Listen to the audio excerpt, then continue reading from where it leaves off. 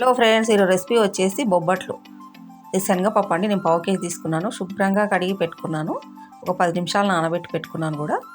దీన్ని స్టవ్ పైన పెట్టుకొని 1 టేబుల్ స్పూన్ ఆయిల్ అండి, పొంగకుండా ఉంటుంది. కుక్కర్లో పెట్టుకొని అయినా ఉడికించుకోవచ్చు మనము.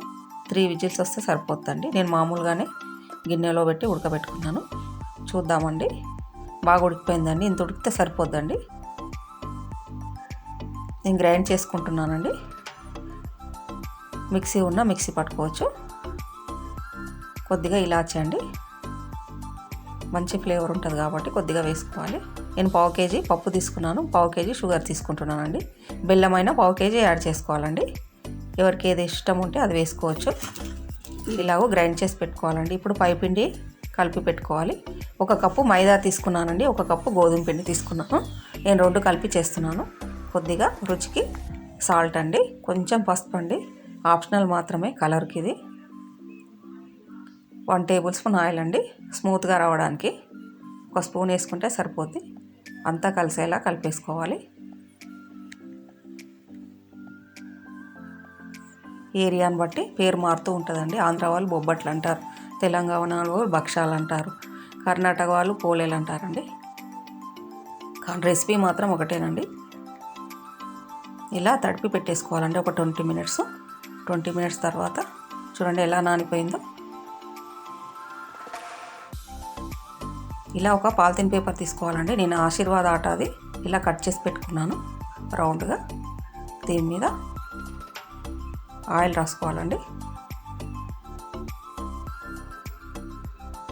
ఈ పైపిండి అండి ఇంత తీసుకోవాలి. మనకి ఏ సైజు చేసుకోవాలన్నా దాన్ని బట్టి తీసుకోవాలండి. చిన్నగా చేసుకోవాలంటే కొంచెమే తీసుకోవాలి. నేను పెద్దగా చేస్తున్నాను కాబట్టి నేను ఎక్కువ తీసుకున్నాను. దాన్ని ఇలా అని పెట్టేసుకోవాలండి వెడల్పుగా. దాంట్లోకి పూర్ణం ఇలా ఉండలా చేసుకొని పెట్టుకోవాలండి. దాన్ని ఇలా రౌండ్గా ఫిల్ చేసుకోవాలండి. పైకి ఇలా పిండి వచ్చేస్తే వేస్ట్ తీసేసుకోవాలండి. ఎక్స్ట్రా పిండిని కొద్దిగా ఆయిల్ రాసేసుకొని ఇలా ఒత్తేసుకోవాలండి.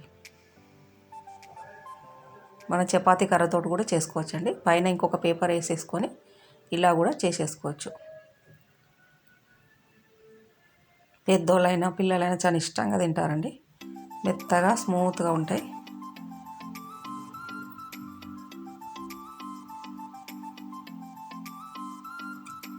స్టవ్ పైన నేను నాన్ స్టిక్ పెంచి పెట్టుకున్నానండి. దీని మీద అయితేనే మంచిగా వస్తాయి. ఆయిల్ రాసేసుకొని ఈ పై పేపర్ తీసేసుకోవాలండి.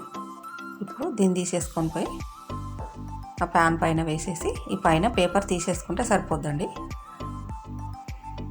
చూడండి బాగా పొంగినట్లు వస్తుంది.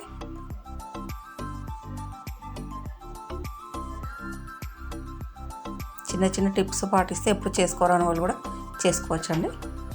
కొంచెం చిన్న సైజ్ చేసుకున్నా సరిపోద్దండి. 2 వైపులు బాగా కాల్చుకోవాలండి. అవసరం ఉంటే ఆయిల్ రాసుకోవాలి.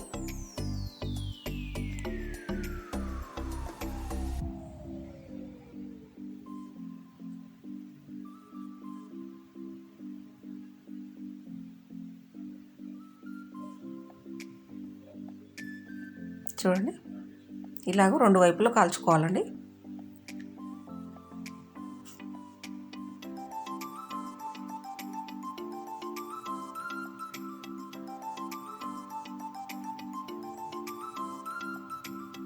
కాలిపోయిందండి. తీసేసి ఇలా ప్లేట్లో వేసి పెట్టుకోవాలి. అన్నీ ఇలాగే చేసుకోవాలండి. మీరు కూడా ట్రై చేసి చూడండి.